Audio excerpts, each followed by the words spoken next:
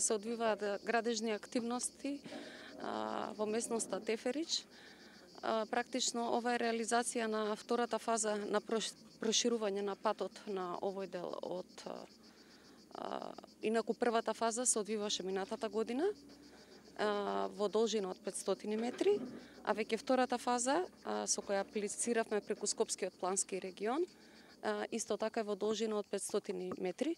Во проектот практично опфаќа проширување на коловозот од 5 метри и редење на бекатон, поточно тротоар патека од 1,5 метри.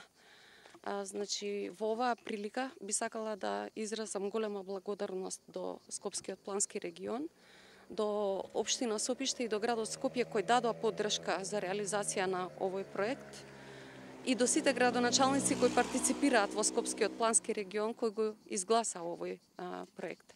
Купната вредност на втората фаза од проектот изнесува 6.650.000 денари, од кои 5.540.000 денари се од средствата од Министерството за локална самоуправа, т.е. Бирото за регионалниот развој, а 1.100.000 денари се од буџетот на општина Кисела Вода.